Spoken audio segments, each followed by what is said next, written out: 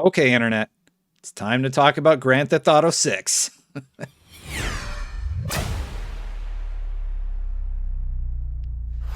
and how you're not going to see it anytime soon. I'm sorry to ruin your hopes and dreams, but that game is so far off. But Rockstar has been talking about their plans for the Grand Theft Auto franchise and what we can expect for the next few months. I've taken a few notes. Grand Theft Auto is awesome. It continues to have legs because of Grand Theft Auto Online, but GTA 6. So I'm probably going to title the video about that. So let me just sort of get to the point about GTA 6, and we can talk about what you should expect over the next few months. So GTA 6, I'm going to go ahead and guesstimate because they recently had an earnings call, Take-Two did, and they said 19 immersive core games will be released through 2024. So I think the earliest we hear about GTA 6 is late 2023, if not 2024. And the thing about Grand Theft Auto is when they announce it, they're the talk of the town. If it's Grand Theft Auto, if it's Red Dead, Rockstar just makes some of the best games that anybody has ever made that continue to have legs, as you can see with their insane sales numbers for Grand Theft Auto 5. So that's when you should expect Grand Theft Auto 6. Let's just get it out of the way now. Of course, we can talk about rumors and stuff down the line, but I don't expect Grand Theft Auto 6 anything, especially not this year. So let's talk about Grand Theft Auto 5. So Grand Theft Auto 5 has a next-gen update coming to the PS5 and Xbox Series X.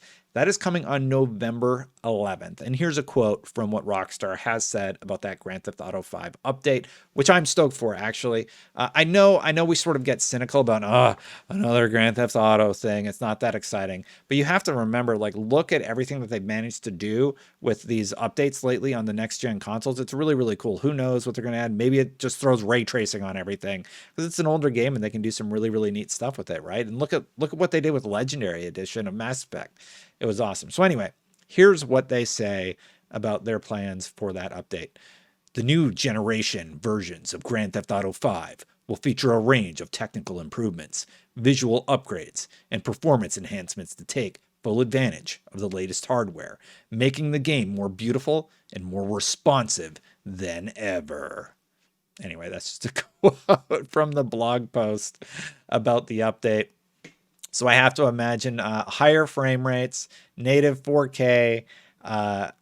They'll probably throw visual enhancements for the characters. I don't think they're going to do like texture touch-ups or anything like that because they already have the PC version, which they could probably just move those over to these next-gen consoles because they have the assets readily available, right?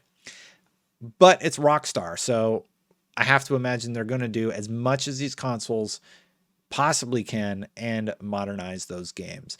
But they also clarified a few other things. They clarified that GTA Online and Red Dead Online support is going to continue. And actually, GTA Online this summer is going to have special benefits to take advantage of in these expanded and extended versions when they drop.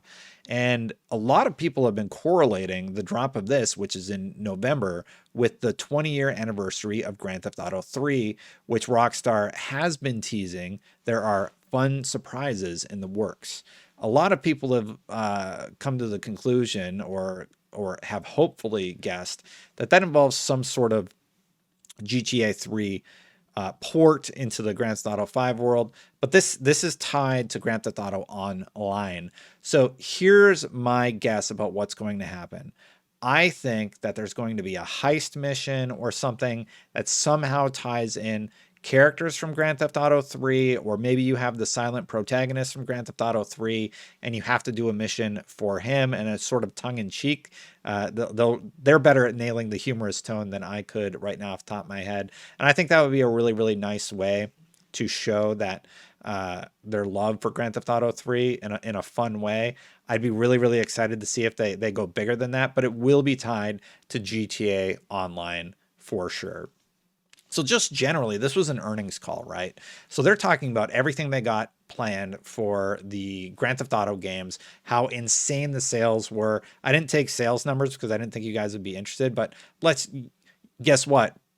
GTA sells like insane numbers. I'll just put up the number. I'm going to put up the stupid big number about their sales and how great Grand Theft Auto is, in case you didn't know. But let's talk about a few of the other things. So in 2022, they also sort of talked about what their plans are there. And their plans are 4 immersive core releases, 2 existing and 2 new. Now, I love that word new because maybe it means they're working on either a beloved IP or just something that's really going to wow us. But the 2 that we know are NBA 2K22 and WWE 2K 2022. Now, me personally, I don't really care about basketball and I don't really care about the WWE, but I know there are mega fans out there. So you can expect those if you're a mega fan of those franchises. And heck yeah, I'm glad you have a game that you love. Enjoy. For the 2 new, man, I would really, really love to see them do something with any of the franchises that they've left dormant. Manhunt, Bully, just off the top of my head. That's all I can think of right now. Uniracers, if you want to go way back. I would love to see anything if those were their core releases over the next few years, right? But then through 2024, and this is actually quite shocking, they promised 19 immersive core games released through 2024. And I find it really interesting that they refer to them as immersive core releases. So like, to me, when I hear that, I think story, right? So I think Red Dead Online campaigns, or Red Dead Redemption 2, or an expansion to that game, or Grand Theft Auto, of course. I don't think NBA or WWE. Sorry, I'm losing my voice today. But then, so let's imagine 2 of those here. So you got 2023, 2024. So that's 15 games. If you take the yearly release of NBA and WWE, 13 if you count 2022 in that roster, that's 13 properties. So real quick, I'm going to break immersion here. I'm going to Google Take-Two games. So they have games like Civilization, Borderlands, XCOM, Mafia, Max Payne, Bully I talked about, LA Noire, Manhunt, Midnight Club, and those are just a few that I'm seeing here on Wikipedia. That's what I see just off the top of my head. Personally, I would just love to see them continue supporting GTA Online. It's weird. I keep installing GTA Online and I'll go play the latest DLC and then I uninstall it. It's just such a massive game every time you want to play that. I would love it if they would just let me install one or the other, sort of like what the Call of Duty franchise has done.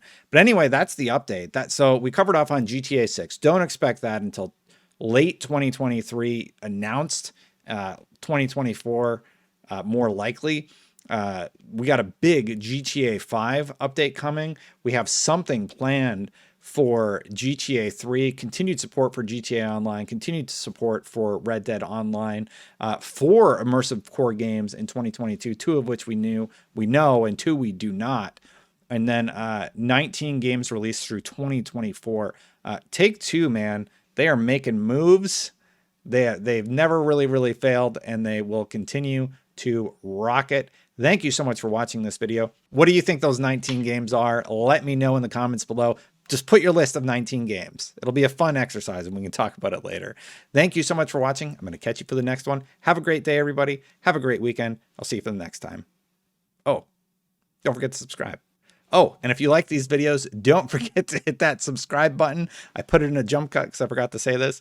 Yeah, subscribe. Memberships are turned on. If you would like to support via memberships, it's something YouTube does, and I turn those on. So thank you to those of you who have participated in that. I really appreciate it. And that's it for this video. Like I said, have a great weekend. I'll see you for the next one. Bye, everybody.